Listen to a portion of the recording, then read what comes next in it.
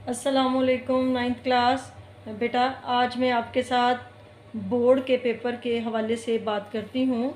Ninth class तर्जुमातुल Quran मजीद के board का paper किस तरह का होगा।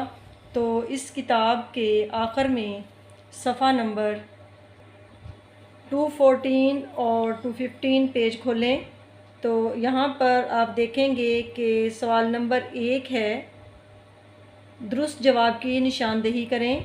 10 MCQs दिए गए होंगे जो कि पूरी सूरतों में से लिए हुए हैं, तो इनको आपने हल करना है। और इसी तरह सवाल नंबर 2 हिस्से 2 में से है। सवाल नंबर 2 है कि कोई से 5 सवालों के मुख्तसर जवाब दीजिए।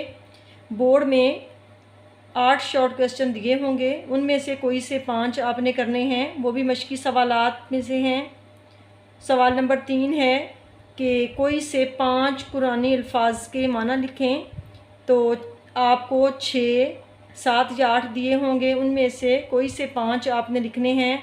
तो कोशिश करें कि अगर 5 से ज़्यादा आते हों तो आप जो है वो लिख सकते हैं, यानी 7 लिख दें, 6 लिख दें और अल्फाज के साथ उसके मानी लिखें। जो अरबी का लफ्ज़ होगा वो लाजमी साथ लिखना है और इराब के साथ, ध्यान के साथ लिखें। अल्फाज मानी की शक्ल में एक तरफ अरबी का लफ्ज़ लिखें, सामने उसका मानी लिखें। इसके बाद सवाल नंबर 4 की तरफ आएँ तो दर्ज झैल में से कोई से 3 अज्जा का बामुहावरा तर्जमा लिखिए। तो 5 पैराग्राफ दिए गए होंगे, उनमें से आपने कोई से 3 लिखने हैं। पेपर में ये क्वेश्चन जो लॉन्ग है ये बहुत अहम है, क्योंकि एक इसका पार्ट 5 नंबर का है, 3 आपने लिखने हैं और कुल इस सवाल के नंबर हैं 15। तो ध्यान से करें, हर पार्ट का अलग नंबर डालें। फ़र्ज़ करें कि आप पार्ट नंबर 1 लिख रहे हैं तो आप इसका 1 नंबर डाल के फिर पेपर के ऊपर तर्जुमे की हेडिंग डालें और इस पहली आयत का तर्जुमा लिख दें। इसके बाद अगर आप फ़र्ज़ करें दूसरा लिख रहे हैं तो आपने दूसरे की हेडिंग दे के तर्जुमे की हेडिंग डालनी है।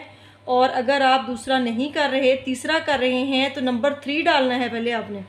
फिर उसके बाद तर्जुमा लफ्ज़ लिखें और फिर इस आयत का तर्जुमा कॉमास में लिख दें। आयत लिखने की पेपर में ज़रूरत नहीं होती। उसके बाद अगर आप नंबर 4 कर रहे हैं तो 4 वाला नंबर डालें और अगर 5 वाला कर रहे हैं तो 5 नंबर डालें। 3 पैराग्राफ लिखने होते हैं और अगर आपको 3 में कोई लग रहा है, किसी में कोई मिस्टेक है, तो आप 4 कर सकते हैं, लेकिन आप उसकी जगह छोड़ें। पहले आप सवाल नंबर 5 लिखें। सवाल नंबर 5 जो है वो 10 नंबर का है। ऐसा ना हो कि आप इसमें से एक्स्ट्रा लिख दें और सवाल नंबर 5 के लिए टाइम ना बचे। आप सवाल नंबर 5 पहले लिखें। उसमें सूरह हज, फ़र्ज़ करें कि सवाल आया है कि सूरह हज तारुफ़ खुलासा मरकज़ी मज़मून, और इसी तरह सूरह फुरकान तारुफ़ खुलासा मरकज़ी मज़मून। दर्ज झैल में से किसी एक मौजू पर नोट लिखें। तो आपने कोशिश करनी है कि एक ही दोनों में से लिखना है, लेकिन लिखना वो है जो आपको बहुत अच्छी तरह से तैयार हो, जो आपको बिल्कुल कंफर्म हो कि ये सूरत जो है मक्की है, इसकी कितनी आयात हैं, कितने रुकू हैं। तारुफ़ में ये सब कुछ लिखेंगे, सूरत की वजह तस्मिया भी तारुफ़ में ही आएगी। उसके बाद आप सूरत का खुलासा लिखेंगे, हेडिंग खुलासे की डालेंगे और फिर उसका खुलासा तहरीर करेंगे। उसके बाद मरकज़ी मज़मून की हेडिंग डालेंगे और मरकज़ी मज़मून पूरा लिखेंगे सूरत का, जैसा कि आपने किया हुआ है याद, वो लिखेंगे। उसके बाद इल्मी और अमली निकात की हेडिंग डाल के इल्मी और अमली निकात लिख देंगे, तो ये 10 नंबर का लॉन्ग क्वेश्चन तैयार हो जाएगा। और इसके बाद अगर आपके पास टाइम बचता है पेपर में, तो फिर आप एक एक्स्ट्रा पैराग्राफ लिख दें, एक्स्ट्रा पैराग्राफ का तर्जुमा लिख दें, यानी 4 पैराग्राफ लिख दें।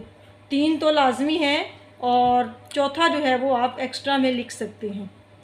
ओके, अल्लाह हाफिज़। बच्चों, ये जो मॉडल पेपर किताब के आखिर में दिया गया है ये बहुत अहम है। आप इसको बहुत अच्छे तरीके से एक एक लफ्ज़ इसका याद कर लें। तकरीबन 20% पेपर इसी में से ही इंशाल्लाह आया होगा।